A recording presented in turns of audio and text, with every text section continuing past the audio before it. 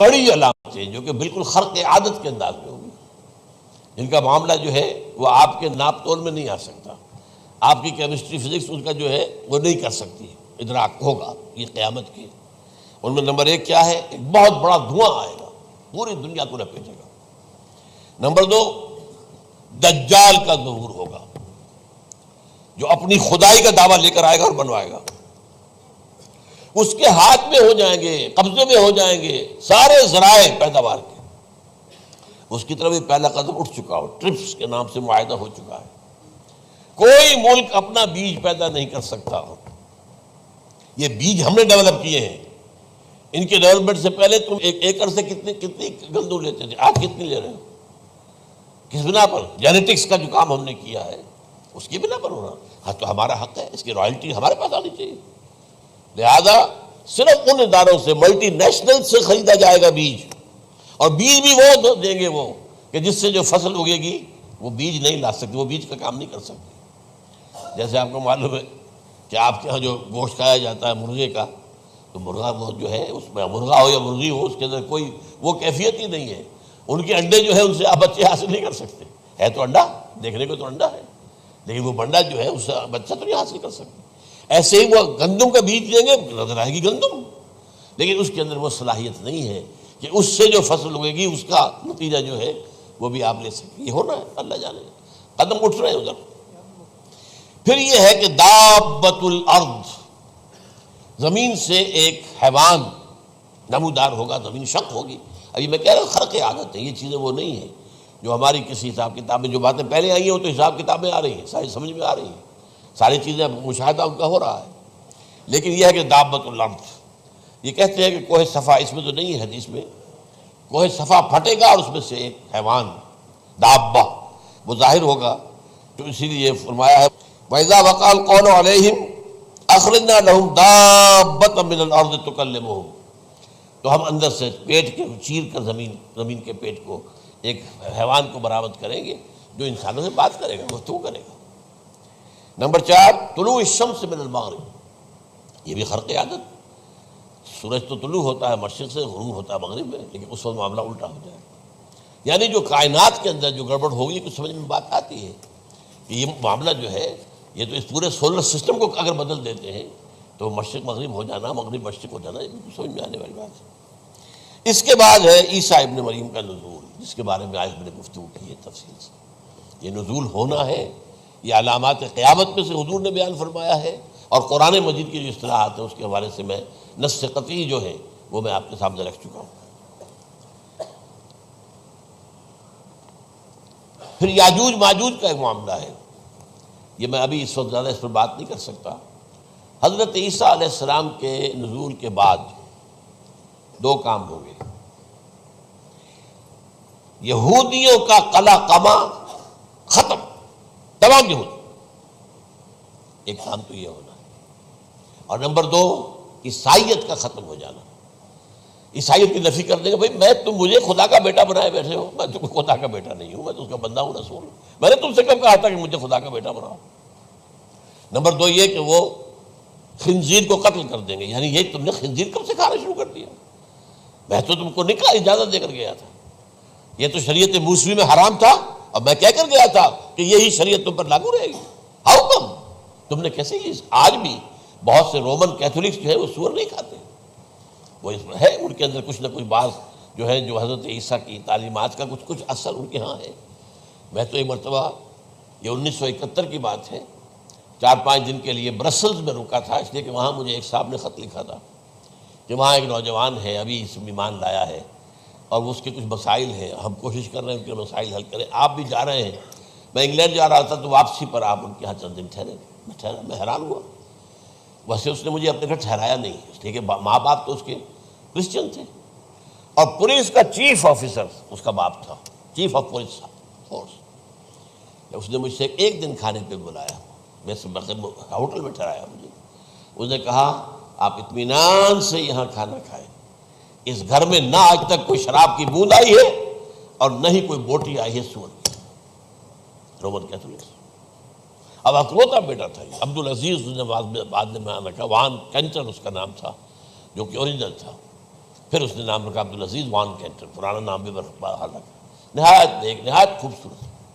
28 سال کی عمر تھی، اور اس وقت میں نے دیکھا تھا کہ اس کی فقہی معلومات جو ہے میری معلومات سے 10 گنا زیادہ.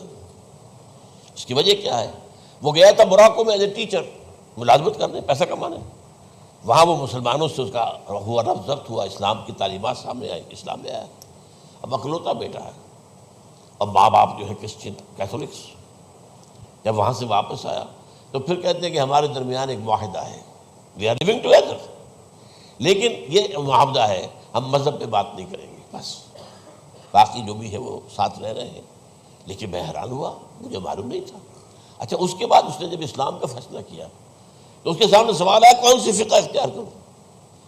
تو اس نے بڑی جو ہے تھورو اسٹڈی کی ہے تمام فقہوں کی، کمپیریٹو اسٹڈی. ان کو کرنے کے بعد پھر فائنل فیصلہ اس کا یہ تھا کہ حنبلی فقہ میں اختیار کروں. چاروں فقہوں میں سب سے لیٹسٹ حنبلی ہے، یعنی حنفی نمبر 1، پھر مالکی نمبر 2، پھر اس کے بعد شافعی نمبر 3، پھر یہ امام احمد ابن حنبل ہے. اور امام احمد ابن حنبل کے زمانے تک احادیث بہت بڑے پیمانے پر جمع ہو چکی تھی، جبکہ ابھی حضرت امام ابو حنیفہ کے زمانے میں کوئی اتنا زیادہ جو ہے حدیث کا بھی ذخیرہ نہیں بنا تھا. اسی پر تو لوگ حیران ہوتے ہیں کہ زیادہ حدیث امام ابو حنیفہ کے علم میں نہیں تھی، لیکن مجال ہے کہ ان کا کوئی فتویٰ جو ہے کتاب و حدیث کے، کتاب اور سنت کے خلاف ہو. اگرچہ انہوں نے صاف کہا کہ اگر تم پاؤ کوئی ایسی سچی حدیث، پختہ حدیث جو میری کسی رائے کے خلاف ہو تو میری رائے کو دیوار پر دے مارنا اور اس صحیح حدیث کی پیروی کرنا. لیکن ویسے اس کے بعد یہ کمال یہ ہے کہ بہت ہی کوئی شاذ معاملہ ہے کہ جس میں ان کا کوئی فتویٰ وہ کتاب و سنت کے منافی ہو یا سنت کے منافی ہو. کتاب پہ تو سوال پیدا نہیں ہوتا، کتاب تو ساری ان کے سامنے موجود تھی.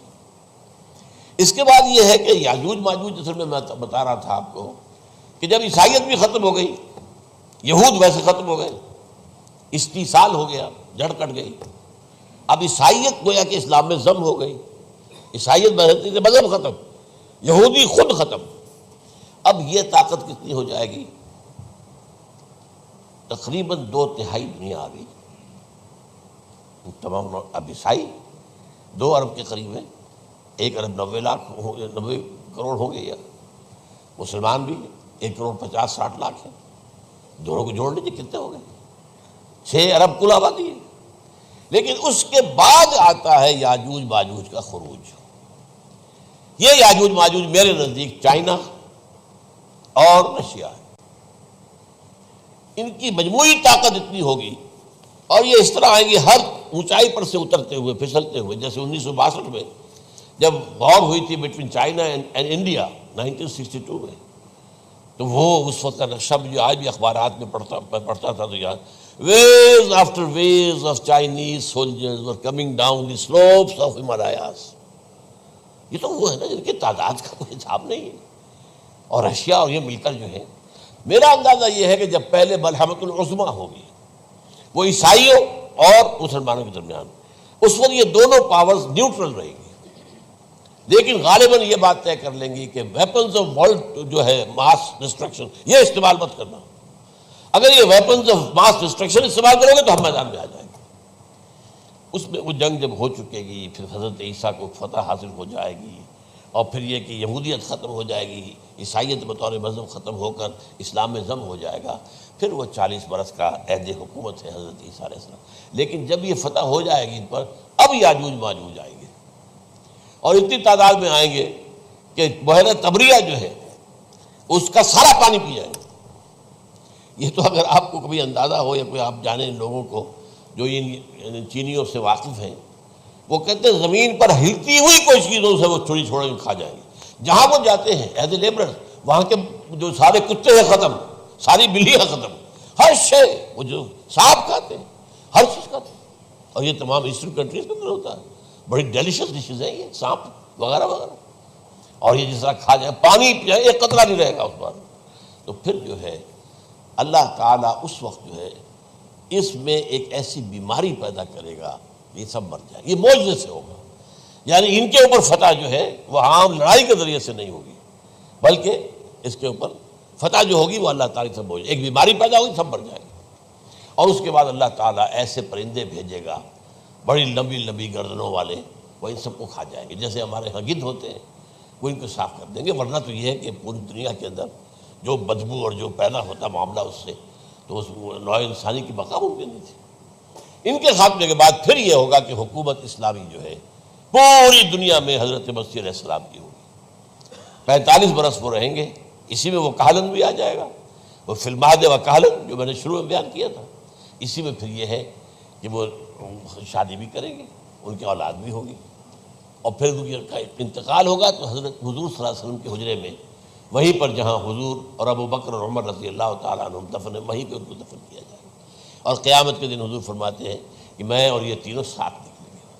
تو یہ ہے والات و واقعات۔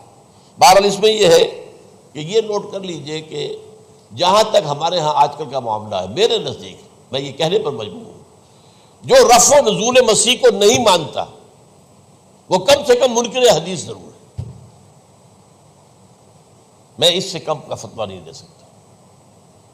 اب یہ ہے کہ جو لوگ مہدی کو نہیں مانتے ان کا معاملہ میں مختلف سمجھتا ہوں، چند منٹ لے رہا ہوں آپ کے، اور اس لیے کہ ان کی حدیثیں صحیحین میں نہیں ہیں، بخاری مسلم میں نہیں، اور یہ کہ بہرحال ان کا معاملہ جو ہے وہ ایسا نہیں ہے حضرت عیسیٰ کا۔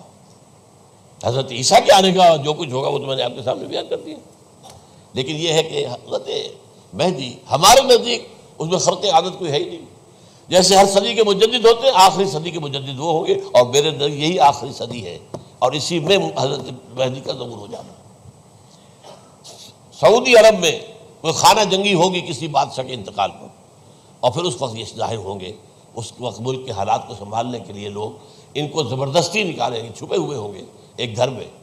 یہ حضرت ام سلمہ رضی اللہ تعالی عنہ کی روایت ہے کہ ایک بادشاہ کے انتقال پر یہ خانہ جنگی ہو جائے گی، اور ایک شخص مدینے سے بھاگ کر مکے میں چھپ جائے گا۔ یہ تو ہے ان کے الفاظ، میں توجیہ کر رہا ہوں۔ یہ لوگ ان کی طرف دیکھ رہے ہوں گے کہ یہ جو وقت آیا ہے فتنے کا ہماری قوم پر، ہمارے ملک پر، تو ان کی شخصیت ایسی ہے کہ یہ بیچ میں آئیں، صلح صفائی کرائیں، اور وہ جو ہے اس ذمہ داری سے بچ کر بھاگیں گے اور جا کر مکے میں چھپ جائیں گے۔ پھر لوگ انہیں تلاش کر کے نکالیں گے اور زبردستی ان کے ہاتھ پر بیعت کریں گے، ورنہ وہ اتنے بڑے منصب کو۔ اور پھر یہ بھی ہے، ایک حدیث میں آتا ہے یصلحو فی لیلۃ واحدہ، ایک رات میں ان کی مکمل اصلاح کر دیں گے۔ یعنی اگر کوئی تھوڑا بہت نقص اور عیب کوئی ہوا بھی، کوئی کمی کوتاہی ہوئی بھی، تو اللہ تعالیٰ ایک رات میں اصلاح کروا دیں گے۔ لیکن ہمارے نزدیک اس کے اندر کوئی خرق عادت ہے ہی نہیں۔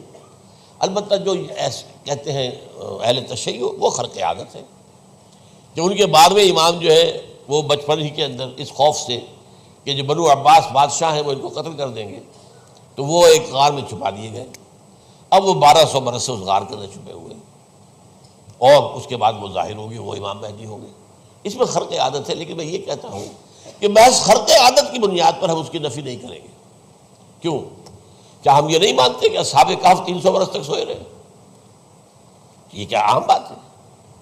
حضرت عزیر علیہ السلام اللہ نے انہیں موت دی، موت، اور 100 برس کے بعد زندہ کر کے اٹھا لیا۔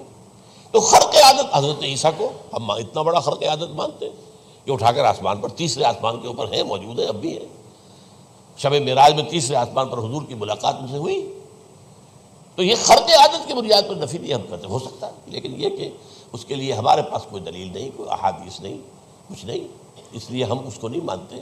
البتہ خود وجود جو ہے حضرت مہدی کا وہ کوئی عجیب بات نہیں ہے، وہ تو جیسے پہلے بھی آئے ہیں ہمارے مجددین، ایسے مجدد ہو گے اور دین کو تازہ کر دیں گے۔ ایک صحیح اسلامی ریاست جو ہے وہ عرب میں قائم ہو جائے گی دوبارہ۔